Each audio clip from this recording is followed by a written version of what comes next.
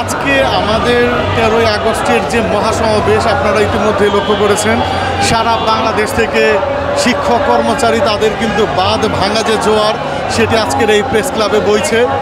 এর একটিমাত্র কারণ, স্বাধীনতার এত বছর পরেও এমপিভুক্ত শিক্ষক কর্মচারী তাদের যে কাঙ্ক্ষিত জীবনমান, তাদের যে আর্থিক ক্ষেত্রে তাদের যে বৈষম্য সেটি কিন্তু এখনো পূরণ হয়নি। আপনারা লক্ষ্য করে থাকবেন সারা দেশের মানুষ এই বিষয় সম্পর্কে অবগত। একই সিলেবাস, একই কারিকুলাম এবং একই জাতীয় বেতন স্কেলে চাকুরি করার পরও একজন সরকারি শিক্ষকের সঙ্গে এমপিভুক্ত একজন শিক্ষকের আর্থিক ক্ষেত্রে হাজার এবং পাহাড় সম বৈষম্য বিদ্যমান। যে বৈষম্যের জন্য আমরা সবসময় বলে আসছি, বাংলাদেশের প্রেক্ষাপটে প্রায় 97% শিক্ষার্থী যারা এমপিভুক্ত শিক্ষা প্রতিষ্ঠানে পড়াশোনা করে, কিন্তু অত্যন্ত দুঃখ পরিতাপের বিষয়, বাংলাদেশের প্রেক্ষাপটে কোনো সময় কোনো সরকার এই এমপিভুক্ত শিক্ষক কর্মচারীদের দিকে সেভাবে দৃষ্টি আকর্ষণ করেনি।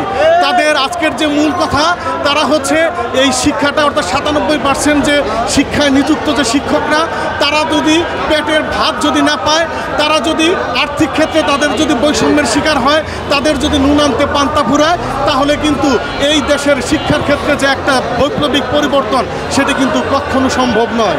আজকে তাই আমরা সবসময় বলে আসছি, আমরা ইতিপূর্বে দেখেছি গত 15-16টি বছর আমাদের শিক্ষকরা রাস্তায় এসে বসেছিল, দিনের পর দিন, মাসের পর মাস তারা সময় অতিবাহিত করেছে, কিন্তু কোনো ধরনের কর্ণপাত করা হয়নি।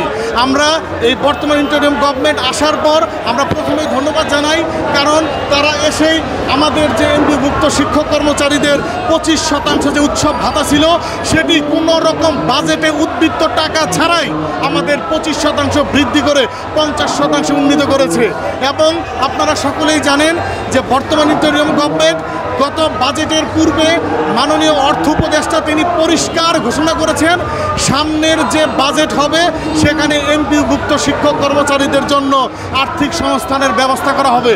আপনারা এটিও জানেন যে আমাদের বর্তমান যে পরিকল্পনা উপদেষ্টা এবং সাবেক আমাদের শিক্ষা উপদেষ্টা তিনি স্পষ্ট করে বলেছেন, আগামী বাজেটে এমপিভুক্ত শিক্ষক কর্মচারীদের জন্য বাড়ি ভাড়া, চিকিৎসা ভাতা, উৎসব ভাতা, শান্তি ও বিনোদন ভাতা বৃদ্ধি পাবে। কিন্তু অত্যন্ত পরিতাপের বিষয়, বাজেটে পর্যাপ্ত টাকা রাখার পরও কোনো এক অদৃশ্য কারণে সেই টাকার সংস্থান এখনও হয়নি। এমপিভুক্ত শিক্ষক কর্মচারীদের তাদের যে কাঙ্ক্ষিত জীবনমানের জন্য যে পরিপত্র প্রজ্ঞাপন সেটি এখনও প্রচার করা হয়নি। তাই আজকের এই 13ই আগস্টের ঢাকা প্রেস ক্লাবের জনস্রোত থেকে শিক্ষক সমাজের প্রতিনিধি হিসাবে জোর গলায় বলতে চাই, মাননীয় পরিকল্পনা উপদেষ্টা, মাননীয় অর্থ উপদেষ্টা, আপনাদের আশ্বাসের বাস্তবায়ন কোথায়? আপনারা কেন বলেছিলেন, আপনারা কেন শিক্ষক জাতির সঙ্গে ওয়াদা করেছিলেন আমরা আপনাদেরকে বিশ্বাস করি, আমরা এটাও বিশ্বাস করি আপনারা সেই কথা রাখবেন। তাই আজকের এই জনস্রোত যে দিকে যাচ্ছে, যদি আমাদের এমপিভুক্ত শিক্ষক আমরা যারা রয়েছি আমরা সবাই শ্রেণীকক্ষে ফিরে যেতে চাই। যদি আমাদের দাবি আদায় করা না হয়, আমাদের দাবি নিয়ে কোনো ধরনের যদি গড়িমসি করা হয়, তাহলে আমরা এক দফায় আমরা কিন্তু তালা কর্মসূচির দিকে কিন্তু আমরা এগিয়ে যাব।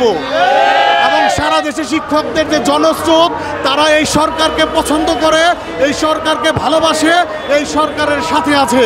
সুতরাং আমাদের যে ন্যায্য দাবি, আমাদের সরকারি নিয়মে বাড়ি ভাড়া, চিকিৎসা ভাতা, উৎসব ভাতা এবং সর্বোপরি এমপিভুক্ত শিক্ষা প্রতিষ্ঠান, স্কুল, কলেজ, কারিগরি ও মাদ্রাসা শিক্ষাকে এক দফা এক দাবি, সেটি হচ্ছে জাতীয়করণ। কি বলেন সবাই? আমাদের দাবি, আমাদের দাবি জাতীয়করণ, জাতীয়করণ করতে হবে, করতে হবে।